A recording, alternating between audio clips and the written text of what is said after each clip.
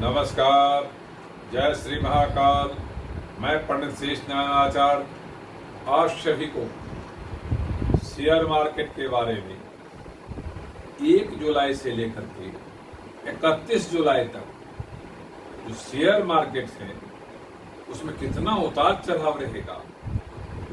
जैसे सेंसेक्स है, निफ्टी है जो इंडियन मार्केट को लीड करती है, उस मार्केट्स में किस तरह से कौन सी शेयर के कितने तेजी देखने को मिलता है, कौन सी शेयर में कितना मंदी दिखाई देती है, कैसे आपको निवेश करना चाहिए, कैसे आपको प्रॉफिट कमाना चाहिए, यदि आप डेली में निवेश करते हैं तो क्या सोच के निवेश करना चाहिए, आप लंबे अवधि के लिए निवेश करते हैं तो क्या सोच के निवेश करना चाहिए, यदि आप थोड़े अवधि के लिए कम समय के लिए यदि निवेश करते हैं तो क्या सोच के निवेश करना चाहिए।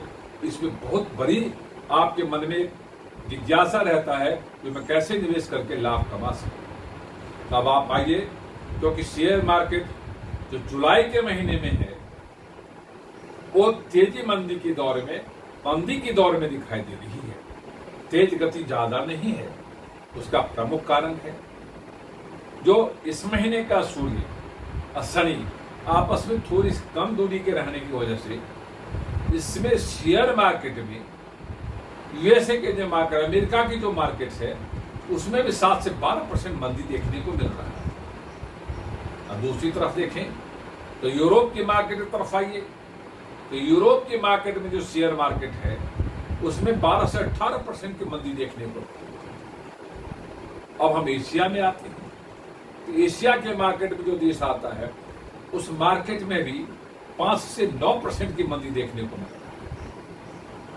जिसकी वजह से इंडियन मार्केट में जो शेयर मार्केट है वो जबरदस्त प्रभावित हो रही है। लोगों को आज समझ नहीं आ रहा है तो शेयर में हम कैसे निवेश करें। हम इक्विटी में निवेश करें, हम म्यूचुअल फंड में निवेश करें, हम डेली में निवेश करें या लॉन्ग टर्म में निवेश करें। तो मन में एक बहुत बड़ा दुविधा और शंकाएं बनी हुई है। आपका विल पावर काम नहीं कर पा रहा है। आप जो योजना बनाते हैं, जो प्रोग्राम बनाते हैं, उसमें भी आपका जो एक सोच है वो हमेशा कंफ्यूजन की तरफ ले जाता है। जो इंडियन मार्केट का जो निफ्टी है या सेंसेक्स है वो अपने आप में उतार चढ़ाव की स्थिति में बैठी हुई है, क्योंकि निफ्टी के मार्केट में दिखाई देता है जो नीचे यदि चला जाए तो ये 15,750 की स्थिति में देखने को मिलता है। यदि ऊपर की स्थिति में देखा जाए तो 16,700 की स्थिति में देखने को मिलता है। पर एक मार्केट और भी कहती है निफ्टी 15,350 में भी जा सकती है। अब सेंसेक्स की देखें तो ऊपर दिखाई देता है 56,000, नीचे दिखाई रहा है 53 से 54,000 तक आ सकता है या 52,000 पे भी आके नीचे आ सकता है। ऐसे जो मार्केट की उतार चढ़ाव की स्थिति है उसका प्रमुख कारण क्या है।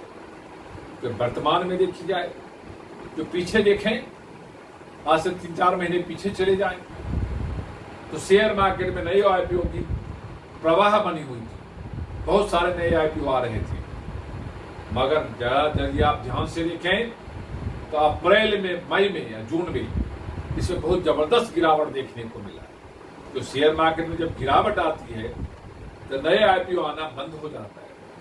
लोगों के मन में अनेक प्रकार की शंकाएं आती हैं। तो जो लोग शेयर मार्केट में निवेश करते हैं उनको बड़े बारीकी से ध्यान देने की जरूरत है, क्योंकि लोग बैंक में निवेश करना ज्यादा पसंद करते हैं तो उनको सेफ जोन दिखाई देती है। बस बैंक और फाइनेंस की कंपनियों में स्थिति अच्छी नहीं है, जिसकी वजह से शेयर मार्केट में जो बैंक जो निर्धारित हैं या लिस्टेड हैं उन पे 7 से 12% गिरावट की स्थिति देखने को मिल रहा है। अब रही बात, यदि आप इलेक्ट्रॉनिक कंपनी में देखें, पावर कंपनी में देखें तो इसमें भी कोई अच्छा स्थिति देखने को नहीं मिल रहा है। फार्मास्यूटिकल्स यानी दवाई के कंपनियों में देखें तो उसमें भी कोई बहुत ज्यादा इजाफा नहीं हो रहा है, वो भी अपनी स्थिति में घट रही है। यदि इस्पात यानी एलॉय के कंपनी में देखें जिसमें लोहा है, तांबा है, पीतल है, वो सभी जो कंपनी लिस्टेड है उसमें भी अच्छा निवेश की स्थिति नहीं दिखाई दे रही, वो अपने आप में गिरता जा रहा है। प्रॉपर्टी संबंधी जो कंपनियां हैं, जो कंस्ट्रक्शन संबंधी जो कंपनियां हैं, उस कंपनियों में यदि आप निवेश करते हैं तो थोड़ा लाभ सा दिखाई दे रहा है, उसमें लाभ हो सकता है। केमिकल कंपनी में या प्लास्टिक कंपनियों में, इसमें भी यदि आप निवेश करते हैं तो आपको अच्छा लाभ नहीं दिख रहा है। दूसरा, ट्रेवल टूरिज्म कंपनियों में भी बहुत अच्छा लाभ नहीं है। होटल की कंपनियों में यदि लॉन्ग टर्म का निवेश करते हैं तो कुछ अच्छा लाभ कमा सकते हैं। अब आईटी कंपनी की बात करें, सीमेंट कंपनियों की बात करें तो उसमें थोड़ा लाभ दिखाई दे रहा है जुलाई के महीने में। एक्सपोर्ट इंपोर्ट की कंपनी की बात करें, खाद्य पदार्थ की कंपनियों की बात करें तो उसमें भी सामान्य स्थिति देखने को मिला है। यदि आप डेली निवेश करते हैं तो 2 पैसे अच्छा कमा के बाहर निकल सकते हैं। अल्कोहल की कंपनी की बात करें, कॉस्मेटिक कंपनी की बात करें, मोटर संबंधी कंपनियों की बात करें तो उसमें स्थिति अच्छी नहीं है। भूल के भी आपको निवेश करने की जरूरत नहीं है। और नई आईपीओ जो आ रहा है वो अभी बहुत अच्छा नहीं दिखाई दे रहा है, इसलिए उससे भी बचना चाहिए। आपको सबसे अच्छा समय है जो आप गिरती हुई मार्केट में म्यूचुअल फंड कंपनी में यदि आप निवेश करते हैं तो अच्छा लाभ कमा सकते हैं। यदि आपके मन में कहीं किसी प्रकार का शंका है और आप इक्विटी निवेश करने के लिए तैयार बैठे हैं तो निफ्टी में जो लिस्टेड कंपनियां हैं इंडियन मार्केट्स में अभी 90% बिकवाली दिखाई दे रहा है और 10% खरीदारी दिखाई दे रही है, इसीलिए मंद गति में है। मगर जुलाई के बाद या जुलाई के आखिरी स्थिति में ये कुछ बढ़ने की स्थिति में दिखाई देता है।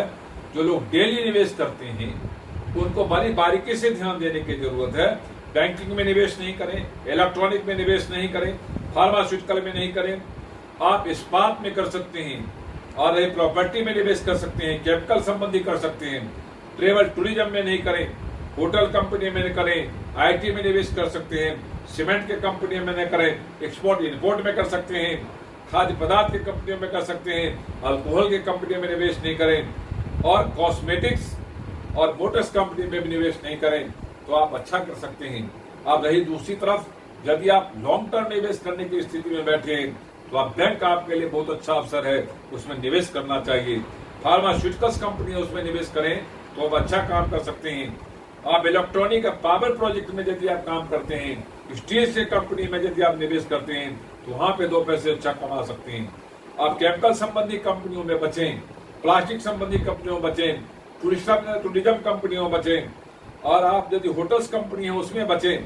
और कई इस तरह से छोटी छोटी कंपनियां हैं उसमें अभी निवेश करने की स्थिति में नहीं रहे, क्योंकि अभी भी जो इंडियन मार्केट है यदि मई में 12% गिरा है, जून में 18% गिरा है, मार्केट जो स्लो एक्टिविटी रहा है तो अभी भी ये 7 से 18% गिरने के लिए तैयार बैठा है। आप सावधानी से काम करें और अपने प्रॉफिट को बुक करके डेली में यदि आप सुबह बैठते हैं तो सुबह डेली निवेश करने के लिए बैठते हैं तो 9 से 12 के समय में आप निवेश कर लें और 3 बजे तो उसको बुक करके बाहर निकल जाएं 1-2 बजे के बीच में, तो आप 2 पैसे अच्छे कमा के निकल सकते हैं। यदि आप लॉन्ग टर्म में निवेश, लंबे अवधि के लिए निवेश करना चाहते हैं तो आपको 2 बजे से लेके 5-3 बजे के बीच में खरीदारी करनी चाहिए। यदि आप कम समय के लिए निवेश करना चाहते हैं तो आपको 12 से 2 बजे के बीच में खरीदारी करना चाहिए, तो आप अच्छा कल को निवेश करके अच्छा कमा सकते हैं। अब आप आइए, जो कंपनी, जिस कंपनी में निवेश करना चाहते हैं आप कैसे सोच बनाएं, आप अपने मन को सुदृढ़ बनाएं। जुलाई के कंपनी में जब आप बैठते हैं, किसी भी कंपनी में काम करना चाहते हैं तो आप आपको पीला कपड़ा पहन के काम करना चाहिए, पूरब दिशा में बैठ के काम करना चाहिए, अपने मन को स्थिर करके काम करना चाहिए। यदि आप 7 दिन के लिए निवेश करते हैं तो 5 दिन में ही बेच के बाहर निकल जाना चाहिए। यदि 12 दिन के लिए निवेश करते हैं तो 9 दिन में बेच के निकल जाना चाहिए। यदि आप 30 दिन के मन बनाते निवेश करने का तो आप 25 दिन में बेच के निकल जाएंगे तो अच्छा प्रॉफिट ले सकते हैं। पूरा प्रॉफिट इस टाइम नहीं दे रहा है, ये आप ध्यान रखने की जरूरत है। जो लोग इसमें निवेश करते हैं उनका सूर्य पावरफुल होता है तो आराम से उसको पढ़ लेते हैं, कौन सी कंपनी घटने वाली, कौन सी बढ़ने वाली है। जिसकी बृहस्पति होती है वो अच्छा प्लान कर जाते हैं, जिसकी शनि होती है वो अच्छा असेसमेंट करके विल पावर करके निवेश कर जाते हैं।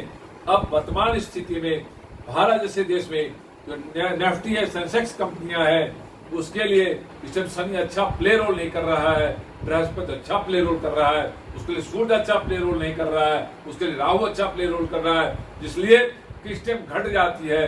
जब आप घटती है तो आपके मन में बहुत सारी शंकाएं उत्पन्न होता है, और ऐसे स्थिति बनी हुई है जिन्होंने निवेश किया है उसको लॉन्ग टर्म तक अपने आप को चुप रखना चाहिए, नहीं तो आप घाटे करने की स्थिति में बन जाएंगे, तो राहु आपको और ज्यादा घाटा करवाएगा। ये यदि वीडियो आपको अच्छा लगा हो, लाइक करना, सब्सक्राइब करना, शेयर करना ना भूले। ओम शांति।